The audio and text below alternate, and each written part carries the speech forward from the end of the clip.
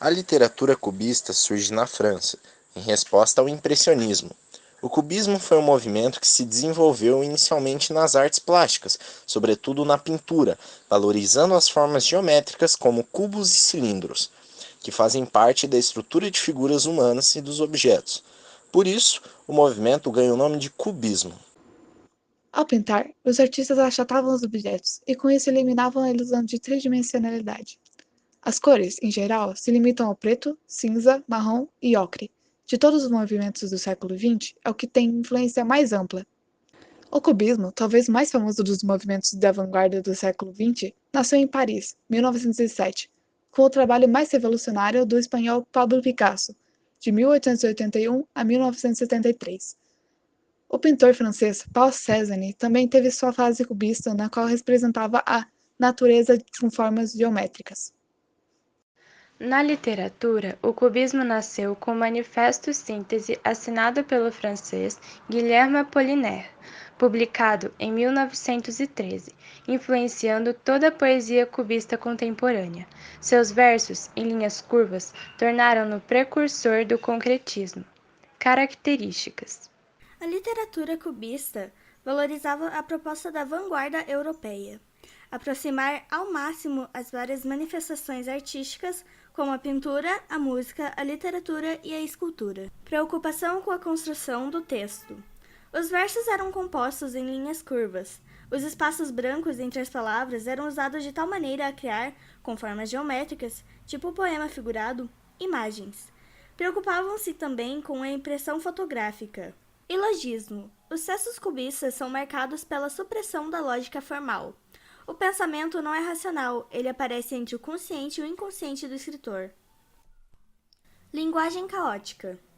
Como não há uma lógica, as palavras são soltas, dispostas aparentemente de uma forma aleatória. Para o escritor cubista, ansioso por viver o tempo presente, tudo passa a ser tema para a poesia, como por exemplo viagens, paisagens e visões exóticas. O humor é muito comum nos textos cubistas, provocado não só pelas ironias, mas pela própria disposição das palavras. Apollinaire defendia a liberdade e a invenção de palavras. O resultado são palavras soltas, escritas tanto na vertical como na horizontal, sem a continuidade tradicional. Propunha a destruição das sintaxes já condenadas pelo uso, criando um texto de substantivos desprendidos em desordem e jogados de forma anárquica no texto. Incentivava o menosprezo por verbos, adjetivos e pontuação. Pregava a utilização dos versos livres, ou seja, sem a necessidade da estrofe, da rima ou da harmonia. Assim como na pintura, as colagens passaram a ser incorporadas pelos textos poéticos. A literatura cubista somente tomou forma através da poesia. A associação entre o ilogismo, simultaneidade, instantaneidade e humor foi explorada na busca de se criar novas perspectivas e afirmar a necessidade de se manter as coisas em permanente relação. O cubismo no Brasil só ressoa após a Semana de Arte Moderna, em 1922. Mesmo assim, é considerado apenas um exercício técnico. Portanto, não tivemos cubistas brasileiros, embora quase todos os modernistas recebessem influência do movimento. O propósito da arte cubista era promover a decomposição, a fragmentação e a geometrização das formas. Os artistas apostaram na simultaneidade de visualizações permitidas a partir da análise de um objeto, isto é, o mesmo poderia ser visto sob vários ângulos, embora sua totalidade pudesse ser inteiramente preservada. No que se refere ao campo das artes literárias, instaura-se uma fragmentação da realidade por meio da linguagem retratada pelo uso de palavras dispostas de maneira simultânea, no intento de formar uma imagem. Era um homem bem vestido, foi beber no botequim. Bebeu muito, bebeu tanto, que saiu de lá assim. Vida, sem destino, sempre escorrendo entre os dedos, nada podemos fazer tão veloz. Sem piedade, onde parar? Não sabemos. O amor nasce flor, belo e formoso, depois cresce e vira uma fruta, doce, suculento e saboroso. Sendo fruta, amadurece e despenca do pé, morre no chão e apodrece.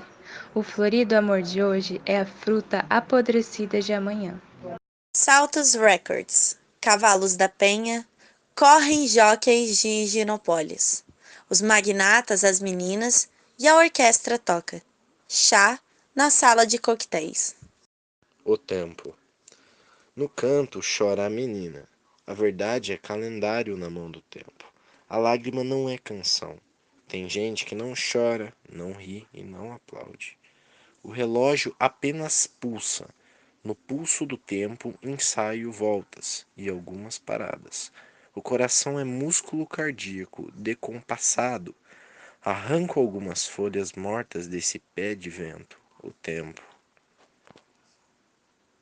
Ovo, novelo novo no velho, o filho em folhas na jaula dos joelhos, infante em fonte, feto feito dentro do centro. Nu desde o nada até o 1 ano, mero no mero, do zero. Crua criança incrustada no cerne da carne, viva enfim nada.